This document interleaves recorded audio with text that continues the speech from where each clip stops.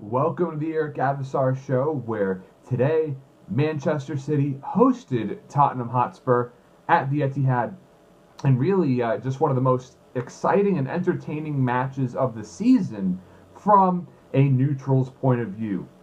Plenty of attacks and opportunities and chances created in the first half. Surprisingly enough, no goals were scored, but it was quite the story in the second half as 4 goals were tallied up, and it really looked like Manchester City was going to run away with it. You know, they got very early on a goal from Leroy Sané in the 49th minute. Less than 5 minutes later, Kevin De Bruyne put him up 2-0. Sané missed a great chance in the first half, played a very solid game, and took advantage of a serious mistiming goalkeeping error from Tottenham's Hugo Lloris. Kevin De Bruyne also pounced on Lloris's inability to snare down a ball that he should have controlled. So, opportunistic play from both players to take advantage of a top-class goalkeeper in Lloris simply being off his day. However, Tottenham did not fold. They stayed resilient and they fought back. Dele Alli, I believe it is now 8 goals in 6 games. Look, he has a higher goals to games ratio as of late. He's been truly remarkable, an outstanding player for Tottenham. You just hope that the English media won't go too wild, but hey, who am I kidding? Of course they will. Ali scoring the header. Son Heung-min in the 77th minute. Not a great shot. Perhaps a shot that Claudio Bravo could have done better to control, but it was accurate and it was well placed, and it was the equalizer. What a goal it was for Spurs. An improbable comeback to rescue a point. Now, many Manchester City fans believed that they had the match winner in Gabriel Jesus' Premier League debut. Got a little too excited, a little over-eager to chase down the cross. He was ready at the back post. He pounced, he scored, and he celebrated for quite some time until he got embarrassed. I mean, did you see the linesman pointing, or I'm sorry, one of the match officials, really somebody was saying, yeah, he was smiling at him. He said, look over there, you might not be smiling so much more. Pep Guardiola, who I now call Pep Fraudiola, celebrating like this, and then drops to his knees in despair because he knows he is not up for the task, and he was almost rescued by his new signing.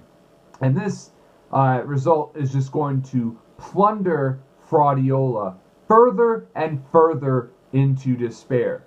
He had winning and success handed to him on a silver platter at FC Barcelona and at Bayern Munich. Now he faces a real challenge. And what is he doing? He is constantly admitting his own weakness to the press. I mean, from the talk of retirement, calling it his last job, to pretty much writing off Manchester City's title challenge so early in the season, and then most recently saying maybe I am not good enough for Manchester City players instead of saying the players not good enough. I get what he was doing. He was trying to defend the players, but all he did was make himself look weak. And this result does more of the same. Of course, Fraudiola will bemoan what happened out there. It should have been a red card on Kyle Walker for pushing Raheem the Snake Sterling. But here's the problem with Raheem Sterling. He's the boy who cried wolf. He is notorious for diving, for embellishing, for making a meal when it's not even a snack. Okay? So when he finally stands up, tries to play honest as he did with Kyle Walker pushing him in the back, as he admitted in the post-match interview, you don't get the call. This is why players dive. All right? I understand why they dive, because when you're honest, you oftentimes get penalized for being honest. But that is not an excuse for failing to defeat Tottenham on your home ground. It is a result that Manchester City needed because now they are out of the top 4, which is completely unacceptable. Here's the thing, though.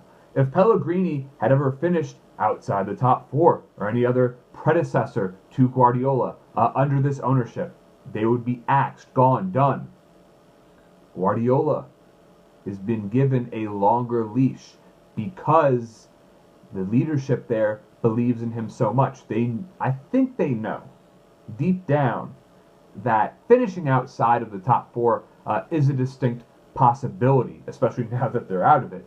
But look, Pep Guardiola, he's Fraudiola. He's not that great of a manager. Pochettino, he is a man who will take a project, develop young players, make them better. Fraudiola always wants the finished article. He knows he just can't develop players. He can't bring them up and build them up. That's just the way it is because he's never had that experience. All he knows is being a part of great teams. He's kind of like a bandwagoner manager, if you will. So look, all in all, from a Liverpool fan's point of view, I'm happy with this result. It's 2 points dropped for both teams. Tottenham in second place, Liverpool in third, Arsenal fourth with a game in hand, Manchester City now in fifth place. All of them behind Chelsea. So again, a final score, 2-2 draw between Manchester City and Tottenham. Fantastic match. Hope you enjoyed it. Hope you enjoyed this video. Thank you so much for tuning in, and please be sure to subscribe.